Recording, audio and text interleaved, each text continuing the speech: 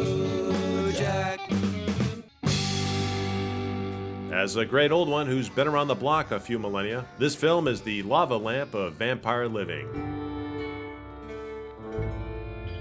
The only pesky thing are those dang zombies.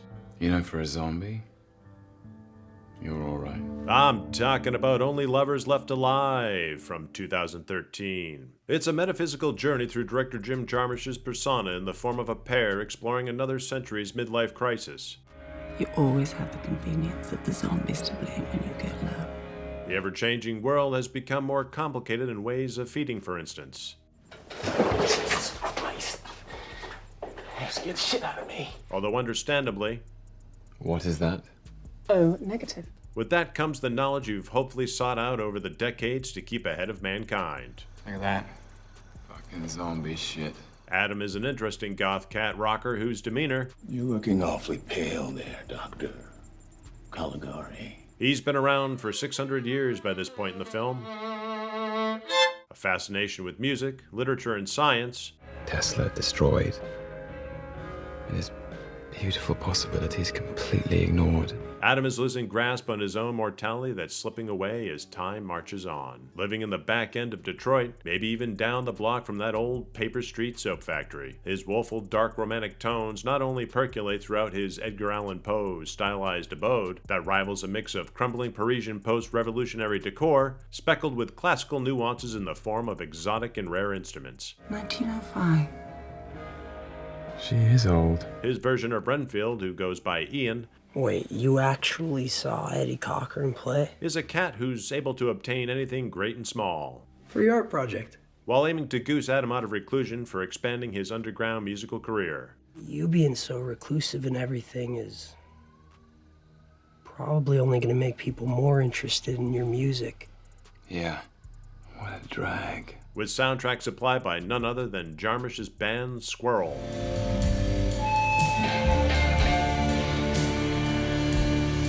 At the other end of the world is Eve, who's chillin' in Tangiers, a speed reader at 2,000 years old who says you can eventually achieve your goals. Catching up with Kit, who's a grandpa vamp and may or may not be Shakespeare. Illiterate zombie philistine. At the moment, he's able to acquire some high-octane plasma from a dock in France, while sharing a disconcerting dream he had of Eve's younger and malevolent sister, Ava. Eve shells that away, hoping nothing comes to fruition as her and Adam make contact. Can't you tell your wife what your problem is?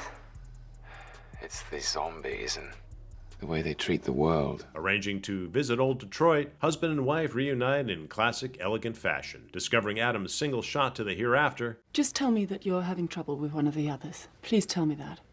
I don't see any others. Ever. Eve pushes him to experience more to life. This self-obsession, it's a waste of living that could be spent on nurturing kindness and friendship. Leading to midnight sightseeing tours, only to end up with an uninvited guest. Ava. What the fuck are you doing here? This red-headed stepchild of sorts is up to no good. I've been living in LA. Great. Zombie Central. Barely there 3 days, Ava and Eve coerce Adam to hit the local dive bar. You're so fucking boring. But he never takes you out ever, right? Discovering quickly that Ian may have been playing him all along, Like, I had to sign a confidentiality agreement and everything. as daylight approaches, the party has ended with a drained vein. You drank Ian. Adam. You drank Ian. Tossing Ava to the wind, You know what you guys are? You're condescending snobs. this yin-yang duo disposes of Ian, then punches out of town for a Tangier vacation. Visiting a dying Kit for a refuel, This is the very last of the good stuff. finally tapped out of corporate resources, Adam and Eve choose to sink their teeth back into organic. If you're expecting any level of gore or vamping action, this has barely a dash. Myself finding it hypnotic and even more so that it even exists. Jim Jarmusch is in a lane all to his own, including being the founding member of the Sons of Lee Marvin secret society. But that's a story for another time. So, if you're looking for a spell-binding avenue to travel down late night in old Detroit, then this droplet might just wet your whistle. Until next time. Please feel free to piss in the garden. Thank you to our YouTube members and everyone out there for your continued support. And Hail Cthulhu!